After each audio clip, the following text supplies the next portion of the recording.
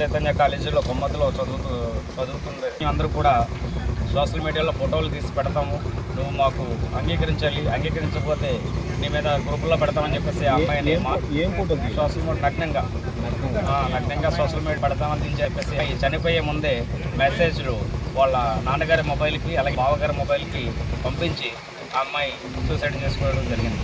అయితే యాజమాన్యం లోపం ఉంది, ఇక్కడ ఎవరికి చెప్పినా ఎవరో పట్టించుకోవడం లేరు, అలాగే కంప్లైంట్ ఇచ్చినా మళ్ళీ మనకే రిస్క్ అని చెప్పేసి ఆ అమ్మాయి ఏంటంటే ఎవరో ఒకరు చనిపోతే తప్ప ఈ పరిష్కారానికి మార్గం దొరకదని ఉద్దేశం మీద నేను చనిపోతున్నానని చెప్పేసి ఆ అమ్మాయి క్లియర్గా మెసేజ్లో పెట్టడం జరిగింది.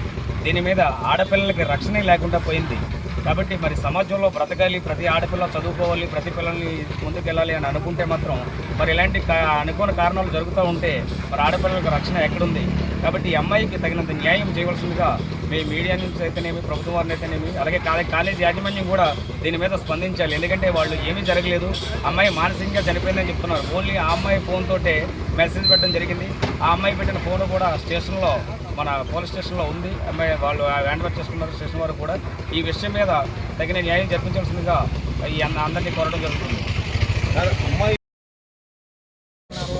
వాళ్ళకి ఫోన్ చేసాము. తర్వాత వాళ్ళ వాటింగ్ మేడం ఏమన్నదంటే మాకేం తెలుసు, మరి మీకే కదా అప్పచెప్పినాము అలాగే అంటే వాటింగ్ మేడం అన్నది మేము చూసిన వారికే, బయటకు వెళ్ళింది లేదని మాకేం తెలుసు, మాకు పర్మిషన్ ఇవ్వలేదు అలాగే చెప్పారు. చెప్పిన తర్వాత మాకు మళ్ళీ 10 గంటలకల్లా చెప్పినాం, 10 గంటలకల్లా ఫోన్ చేసినాం. 10 గంటలకల్లా ఫోన్ చేస్తే అమ్మాయి కనపడలేదు అలాగని చెప్పారు. అమ్మాయి కనపడలేదని చెప్తే మా పోలీసులకి కంప్లైంట్ ఇచ్చారనమాట. కంప్లైంట్ ఇచ్చిన తర్వాత అప్పుడు మళ్ళీ అక్కడి నుంచి కూడా కంప్లైంట్ ఇస్తే కానీ అప్పుడు పోలీసులు అక్కడ పట్టుకున్నారు.